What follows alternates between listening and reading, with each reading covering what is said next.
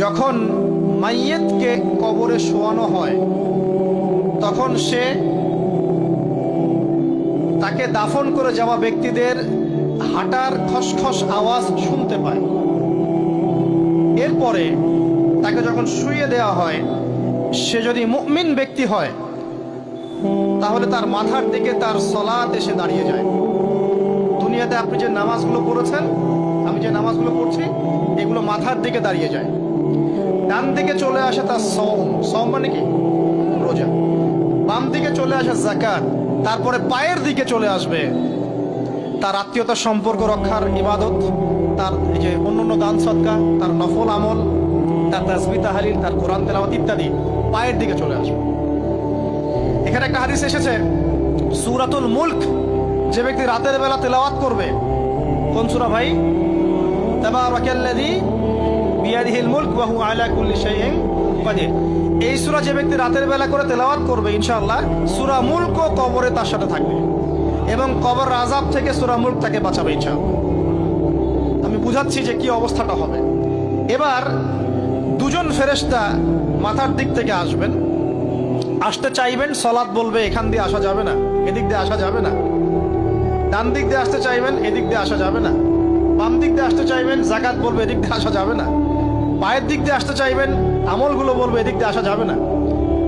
তারপরেও তারা আসবেন, চোখগুলো হবে নীল এবং কালো বর্ণে, নীলাপ চোখের, কালো।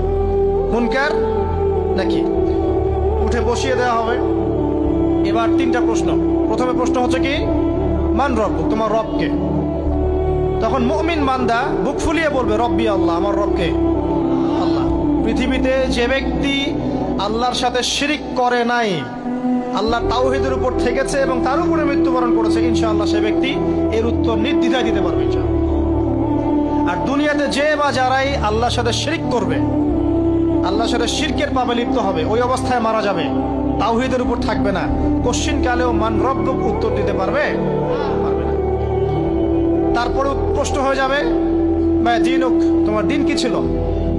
মুমিন বান্দা উত্তর দিবে কি? দিন ইয়াল ইসলাম, আমার দিন ছিল ইসলাম। এখানে শুনে রাখেন, পৃথিবীতে যারা ইসলামকে পরিপূর্ণরূপে পালন করবে তারাই এই উত্তর দিতে পারবে ইনশাআল্লাহ। যারা ইসলামকে ঠাট্টা বিদ্রুপের হাসি তামাশার পাত্র বানিয়েছে, মন চাইলে কিছু করি, মন চাইলে কিছু করি না, সহজগুলো একটু আমল করি, বাকি কিছুর আমল ধারি না, হ্যাঁ, নামাজ পড়ি, সুদ ছাড়তে পারি না, ঠিক আছে, বছর বছর ওমরা করি, এদিকে ঘুষ দুর্নীতি ছাড়তে পারি না, ইসলামকে ঠাট্টা তামাশার পাত্র বানিয়েছে, এরা কোশ্চিন কালে উত্তর দিতে পারবে না মা দীনুক। দিনে পরিপূর্ণরূপে ইসলামে প্রবেশ করতে বলেছেন আল্লাহ রাব্বুল আলামিন। যারা পরিপূর্ণরূপে ইসলামে প্রবেশ করবে এবং ইসলামের প্রতিটা মৌলিক বিধান মেনে চলবে, ইনশাআল্লাহ তারা এর উত্তর দিতে পারবে।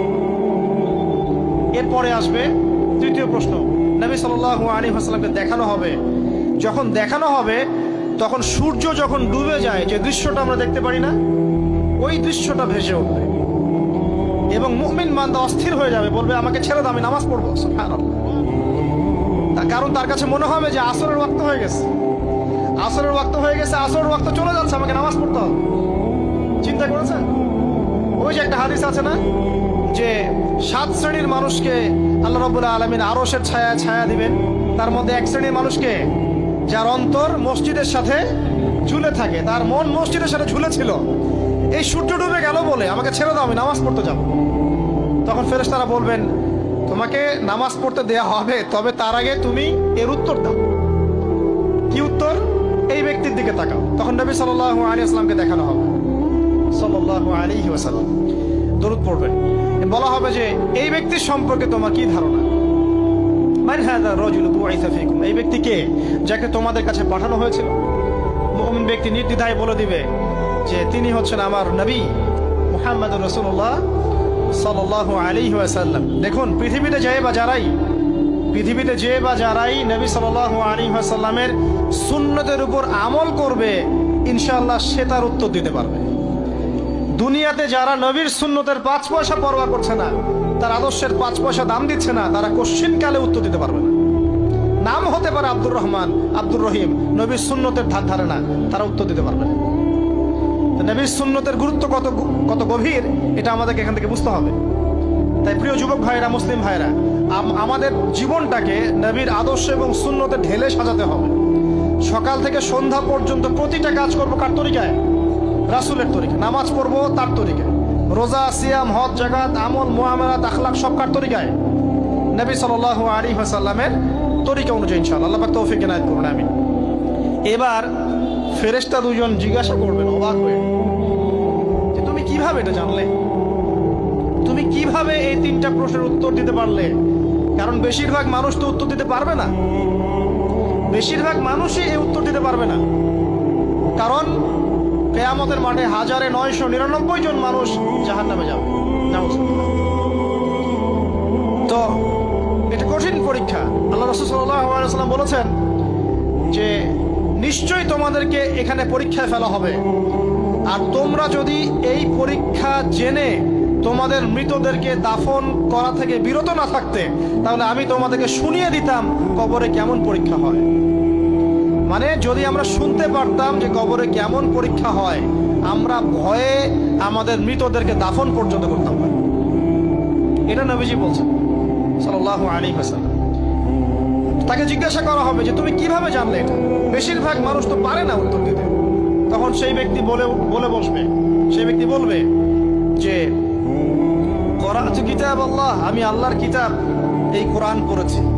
মুমিন বলবে আমি আল্লাহর কোরআন পড়েছি, ফাআমানতু বিহি, আমি এর উপর ঈমান এনেছিলাম, ওয়া সাদ্দাকতু, এবং সত্যায়ন করেছিলাম। অতএব দুনিয়াতে যারা দিনের জ্ঞান অর্জন করছে না, কোরআন পড়ছে না, হাদিস পড়ছে না, পড়াশোনার চেষ্টা করছে না, জানার চেষ্টা করছে না, কবরে পার পাওয়া ডিফিকাল্ট আছে। এটা একটা অন্যতম প্রশ্ন। আমরা কিন্তু মনে করি তিনটা প্রশ্ন হচ্ছে, আসলে প্রশ্ন হচ্ছে কয়টা? 4টা। তিনটার পরে আরো একটা এক্সট্রা। কিভাবে জানলে? তখন উত্তর দিচ্ছে আমি আল্লাহর কিতাব পড়েছি, ঈমান এনেছি,